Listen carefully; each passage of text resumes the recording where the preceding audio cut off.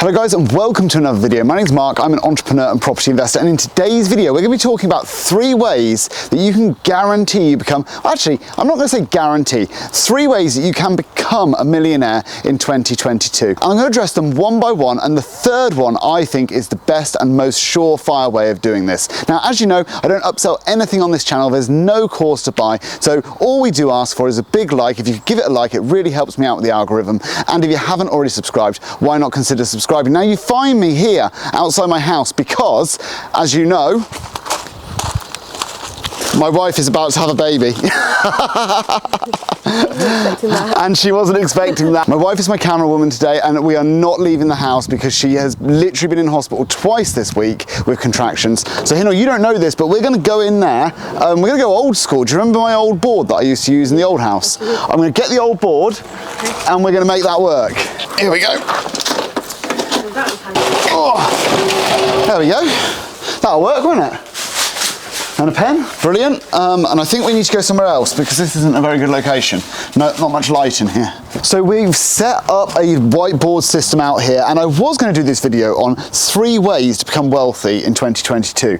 And I've changed my mind, and me and my wife were just talking about it. I said, look, there really is only one way to become wealthy. There's a guaranteed surefire way. Of course, you can build a business. Of course, you can get lucky gambling on crypto or doing a sports bet that just works out really well for you. I met a guy who recently won £4,000 on a £2.50 accumulation bet. And using that example, you just have to scale that up, wouldn't you, and just put down a much larger amount of money and eventually you become a millionaire. But that is incredibly lucky and it's not the norm. So let's talk through today, you and me, on a serious note, how we guarantee that we become wealthy over time. And I promise, as we go through this video, I'm going to go into a bit of detail about all these different products, all the different ways you can do it, and we'll give the results. We'll work out exactly when you compound indexes versus property, what's going to come out best, why it's going to come out best, what carries more risk, why it carries more risk, and we'll give a really good overview. But the first thing in any of this, something that me and my wife have always been conscious of doing, is create a spread. Make sure that your income is greater than your expenses.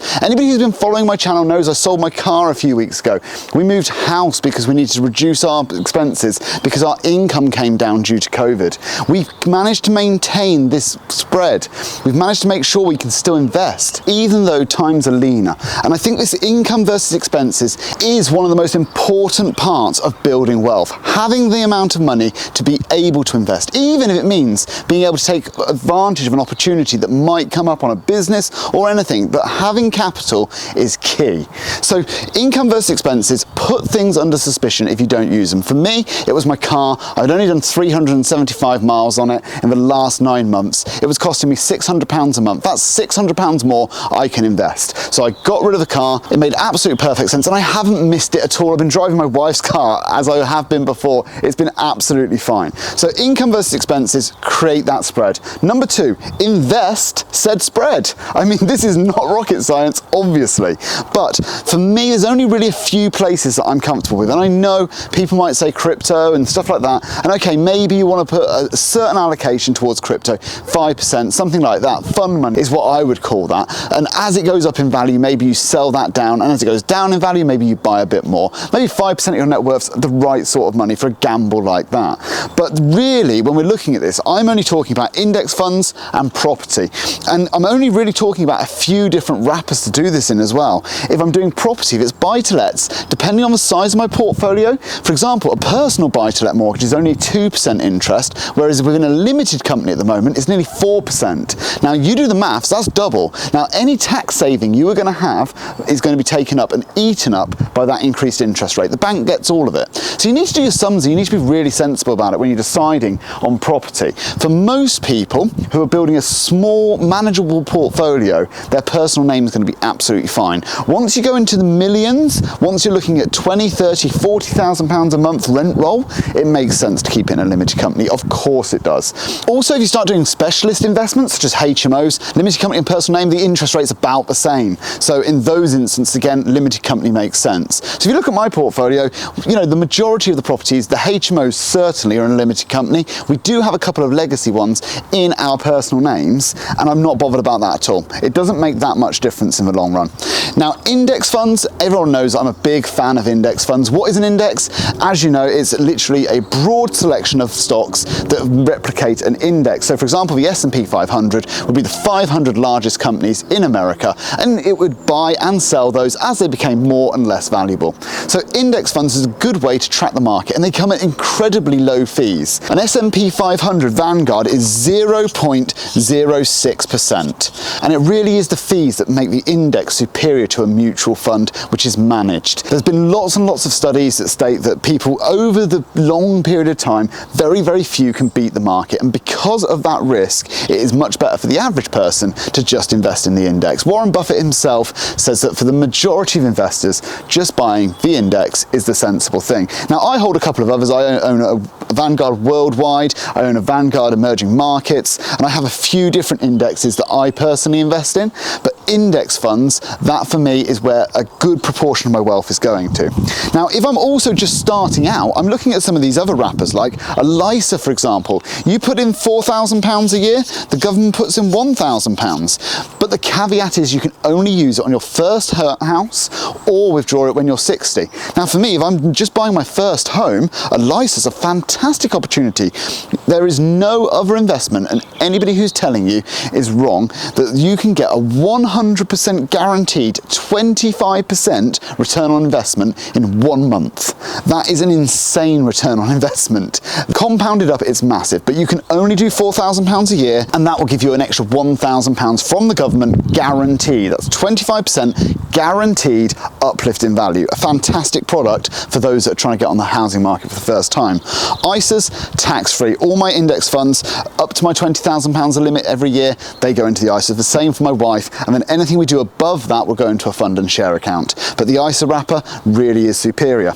Now, the last part on this is to compound over time. And why is this on there, and why have I left this blank? Now, it really is to highlight the difference between using leveraged and unleveraged investments, for good and for bad. So you've got to remember that if you use property, for example, let's say for example we put £50,000 in an index fund, and over the period of, let's say, 30 years, that compounds up, and I'll work out exactly how much that would be worth on average, and again, we have to use averages.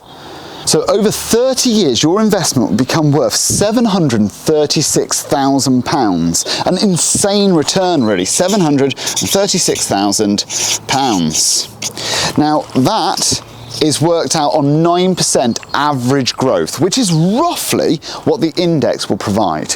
Now, people argue it's 10, other people argue it's 8. I'm just going to take 9 because it's the middle number. And really, for principle, it doesn't really matter. We're just trying to understand what happens if I put in £50,000 today, what's the end result? Now, obviously, that's not inflation adjusted. There's lots of other caveats in that. But property, because we're using the £50,000 as a deposit, now, this is very, very different. And property also achieves a much larger rate of return because you're paying interest on the loan. You also get this rental return, which is on average about 10%, but on top of that you get the capital appreciation on the whole amount. So the 10% is only an ROI on the capital, whereas the appreciation is on the full amount. Now, I've done some sums, and it generally works out you're going to get a complete return on the £200,000 property, which is what you would be able to purchase at, of about 10%. What a surprise. When it all comes out in the wash, it's about 10%. So let's just work out what that looks like over the same period of time. Well, it'll be no surprise, it'll be 4 times larger, won't it? Let's have a look. 200,000, 2.9 million. And the reason really in this instance is because the initial investment was so much larger. Although the £50,000 that you put in was the same, you leveraged up with banks' money. So you might ask me, why doesn't everybody just do this? Well, there's a good reason for that. Property, first of all, it's more effort, it takes more time.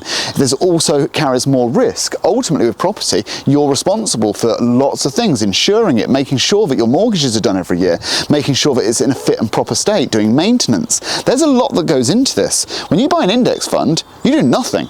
How much work did you do on the index funds last month? Nothing. How about the property? A lot. Quite a bit. There was issues, there was a storm. So, you know, the highlight of all of that is that there are things to do with property, whereas with index funds they're not. And the returns replicate that. The other risk with property, obviously, is that if they go down in value, you can end up in negative equity. Now, obviously, the banks and the government have put in place legislation to try and stop that happening again.